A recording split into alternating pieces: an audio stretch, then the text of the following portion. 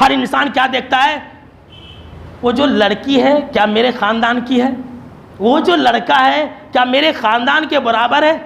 نہیں، وہ نچلے خاندان کا ہے۔ یہ خاندانی اسٹیٹس ایک ایسی وجہ ہے جس کی وجہ سے آج ہماری بچے اور ہماری بچیوں کی شادی وقت پر نہیں ہو رہی ہے۔ آج ہم نے اور آپ نے اس کو درجہ دے دیا، نہیں جو پٹھان ہے پٹھان میں شادی کرنا، جو شیخ ہے وہ شیخ میں شادی کرنا، جو سید ہے وہ سید میں شادی کرنا۔ سید کی شادی غیر سید میں نہیں ہوتی کہتے، حرام ہو جاتا کہتے۔ یہ لیجئے اپنے باپ کے گھر سے لوگوں نے بنا لیا۔ یہ خاندانی اسٹیٹس ایسی ہے جس کی وجہ سے آج ہمارے بچے اور بچیوں کی شادی نہیں ہو رہی ہے۔ آئیے ایک حدیث سن لیتے ہیں۔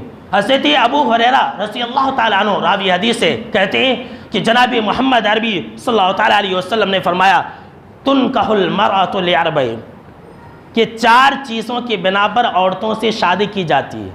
یعنی دنیا کے لوگ کیا ہے، کسی عورت سے شادی کرنا چاہتے ہیں تو اس کے اندر 4 چیزیں دیکھتے ہیں۔ بہت سارے لوگ یہ کہتے ہیں کہ دیکھو آپ صلی اللہ تعالیٰ علیہ وسلم نے کہا کہ تم 4 چیزوں کی بنا پر شادی کرو، غلط ہے وہ، بلکہ اس حدیث کا صحیح معنی یہ ہے کہ آپ صلی اللہ تعالیٰ علیہ وسلم نے خبر دیا ہے کہ لوگ دنیا کے اندر 4 چیزوں کی بنا پر شادیاں کرتے ہیں۔ آپ صلی اللہ تعالیٰ علیہ وسلم نے فرمایا کہ لمالہا، جب کہیں پر رشتہ بھیجتے ہیں اپنا بیٹی یا پھر اپنے بیٹے کا تو پہلے مالداری کو دیکھتے ہیں۔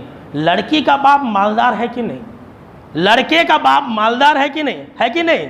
ہر انسان مال کو دیکھتا ہے۔ ذرا غور سے سنیے گا، اب اگر اس انسان کے پاس مال ہے تو دوسری چیز دیکھتا ہے، وَلِحَسَبِهَا، خاندان کو دیکھتا ہے۔ چلو بھائی مالدار ہے، اس لیے کہ مالداری ایک ایسی چیز ہے کہ انسان کے ہر عیب کو چھپا دیتی ہے، یاد رکھ لیجئے۔ تو مالدار انسان پہلے دیکھتا ہے، اس کے بعد جب اس میں اسے اپنے حسب منشا مل جاتی ہے وہ چیز تو انسان خاندان کو دیکھتا ہے، اچھا اس کا خاندان کیسا ہے، بہت بڑا خاندان ہے۔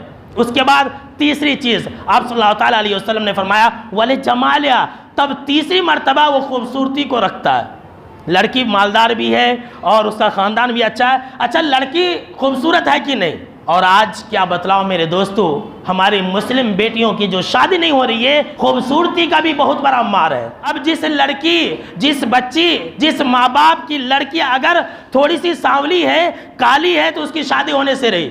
کوئی انسان شادی کرنے کے لیے تیار نہیں ہوتا، اگرچہ وہ اخلاق والی ہو، اگرچہ وہ دیندار ہو، اگرچہ باپردہ ہو، کوئی نوجوان شادی نہیں کرتا ہے۔ ہاں کوئی بازاروں میں ناچتی ہے، کوئی نچنیاں ہے، کوئی بیئر بار میں ڈانس کرتی ہے، مالدار ہے، خوبصورت ہے، اعلیٰ خاندان والی ہے تو لوگ اس سے شادی کر لیتے ہیں۔ انسان کے پاس پیسہ ہوتا ہے، اگر کسی لڑکی کے باپ کے پاس پیسہ ہوتا ہے، اگر وہ کالی بھی ہے، لولی بھی ہے، لنگڑی بھی ہے تو اس کی شادی ہو جاتی ہے۔ لیکن اگر کسی لڑکی کے پاس پیسہ نہیں ہے، خاندان نہیں ہے اور اگر وہ خوبصورت بھی ہے تو لوگ اس سے شادی نہیں کرتے ہیں۔ تو آپ صلی اللہ تعالیٰ علیہ وسلم نے فرمایا کہ لوگ پہلے مال کو دیکھتے ہیں، اس کے بعد خاندان کو دیکھتے ہیں، اس کے بعد خوبصورتی کو دیکھتے ہیں۔